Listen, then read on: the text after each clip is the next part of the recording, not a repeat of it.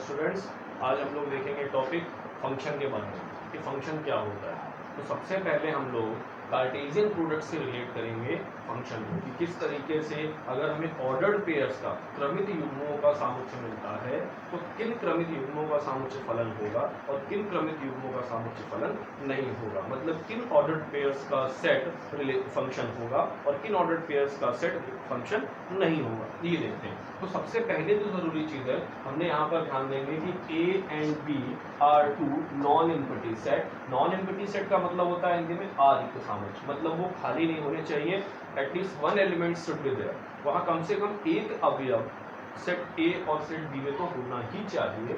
तो इस तरीके से जो रिलेशन होगा हमारा वो रिलेशन फंक्शन कहलाएगा सिर्फ दो कंडीशंस पे। पहली कंडीशन कि जो भी मेंबर ए होगा उसका हर एक एलिमेंट सेट बी के एलिमेंट से जुड़ना चाहिए। पहले शब्द देखेंगे for each a belongs to A, b belongs to B, such that a comma b belongs to F. अब दूसरी चीज यहाँ पर ये दी हुई कि अगर ए कॉमा बी और ए कॉमा सी एफ में है, मतलब यहाँ पर पहला एलिमेंट और यहाँ पर पहला एलिमेंट, देखिए दोनों रिपीट हो रहे हैं लेकिन दूसरा एलिमेंट रिपीट नहीं हो रहा है। अगर ऐसी कंडीशन है तो उस केस में बी और सी दोनों बराबर होने चाहिए। अगर ऐसा है तभी हमारा दिया गया ऑर्डर पेयर का सेट फंक्शन होगा, अदरवाइज फंक्शन नहीं होगा। कुछ एग्जांपल्स देखते हैं हम लोग। अब जैसे यहाँ पे दो सेट है हमारे पास, there are two sets, set a and set b, both have three elements. इसका मतलब ए और बी दोनों आर रिक्त सामुच्य हैं, ए और बी दोनों में अवयव मौजूद हैं।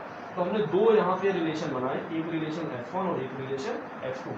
ध्यान देंगे कि कब हमारा ऑर्डर्ड पेयर का सेट फंक्शन होगा और कब नहीं। तो दो चीजें आपको याद रखनी है कि कोई भी ऑर्डर्ड पेयर का सेट अगर दिया गया है तो उसके हर एक ऑर्डर्ड पेयर का पहला एलिमेंट कभी भी रिपीट नहीं होना चाहिए।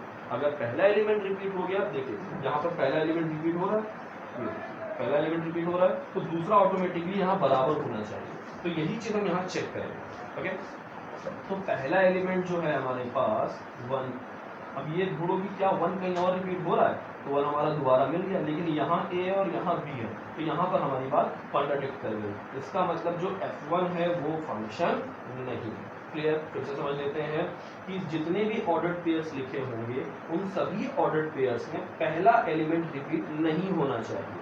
अगर हो रहा है तो उसके साथ वाला एलिमेंट दूसरा एलिमेंट भी रिपीट होना चाहिए। मतलब अगर 1 कॉमा ए एक बार मिल गया तो जहां भी 1 होगा उसके साथ हमेशा ए ही आएगा। क्लियर? अब दूसरी चीज देखो, दूसरा फंक्शन डिफाइन किया हमने 1 comma a, 2 comma a, 2 comma b and 3 comma c. तो यहाँ पर पहला एलिमेंट कभी भी रिपीट नहीं हो रहा, 2 comma a and 2 comma b. यहाँ पे दूसरा एलिमेंट, यहाँ दूसरा एलिमेंट भी हमारा रिपीट हो गया, 1 कॉमा ए भी हो गया, 2 कॉमा ए भी हो गया और 2 कॉमा बी भी हो गया। तो देखिए 2 की दो इमेज हो गई, ये 2 ए से भी रिलेट है और ये 2 बी से भी। तो इसका मतलब ये भी हमारा फंक्शन नहीं है। लेकिन अगर हम इसमें से किसी एक को गायब करते हैं, हमने ये कहा 1a 2a 3c, अब ये फंक्शन है। हमारे पास दूसरा एलिमेंट रिपीट हो रहा है तो कोई फर्क नहीं पड़ेगा, वो सब में लिखा हो सकता है, डजंट मैटर, लेकिन पहला एलिमेंट कभी भी रिपीट नहीं होना चाहिए। ठीक है, अब इसे हम दूसरे तरीके से कैसे लिखते हैं? देखिए लिखने का जो तरीका होता है कि अगर जो फंक्शन है, हम ये वाली बात करें, अब ये हमारा फंक्शन बदल गया, अब ये इसको हम कह सकते हैं कि ये फंक्शन है 1a 2a 3c, ये फंक्शन है। लेकिन अगर 2 का दूसरा एलिमेंट जैसा पहले लिखा हुआ तो वो था तो फंक्शन नहीं था। अब इसे लिख कैसे सकते हैं? हम लोग ऐसे लिखेंगे, ये x होता है और ये y होता है। इसका मतलब f ऑफ 1 की वैल्यू a है, इस वाले फंक्शन की बात हो रही है, f ऑफ 1 की वैल्यू a, f ऑफ 2 की वैल्यू a, f ऑफ 3 की वैल्यू c। क्लियर? तो ये जो इसको लिखने का तरीका होता है, लेट्स सी। चलिए देखते हैं कि function as a correspondence. Correspondence का मतलब होता है मैपिंग, मतलब हम फिगर के थ्रू कैसे पहचानेंगे कि जो दिया गया हमारे पास मैपिंग है वो मैपिंग फंक्शन है या फिर नहीं है। देखिए ये मैपिंग बनती है ऑर्डर्ड पेयर्स के थ्रू। अभी इससे पहले हम लोगों ने देखा था जिस तरीके से ordered pairs f of 1 is equal to, that means 1 is directly related to 2। तो उसी तरीके से यहाँ पर तो मैपिंग के लिए भी सेम वही सारी शर्तें हैं जो शर्तें यहाँ थी। तो मैपिंग थोड़ा ज्यादा दिखता है इसलिए समझना थोड़ा आसान होता है। कैसे समझेंगे ध्यान देंगे। सबसे पहले तो इसका मतलब समझ लेते हैं। ये जो बात लिखी हुई है f colon a arrow b, इसका मतलब इसे हम लोग पढ़ेंगे f maps from a to b। इसका मतलब f एक फलन है a से b पर। a और b दो आरिक्त सामुच्य हैं F फलन को निर्देशित करता है, F दैट मींस फंक्शन, वो नोटेशन का साइन है।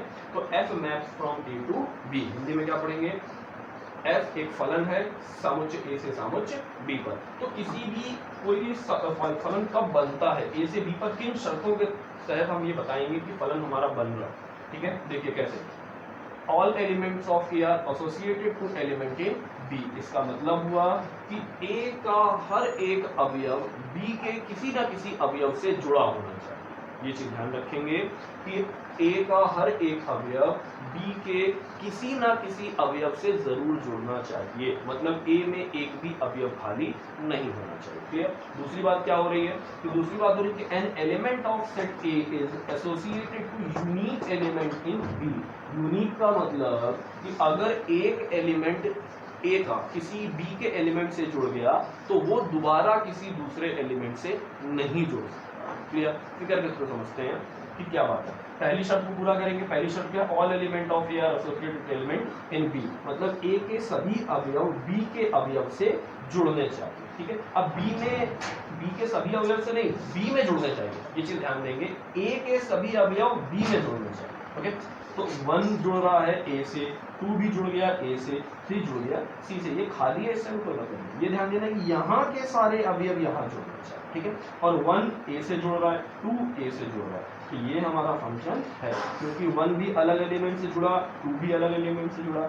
अब कौन सा फंक्शन नहीं है, यहाँ देखेंगे 1 ए से जुड़ रहा है और 1 बी से।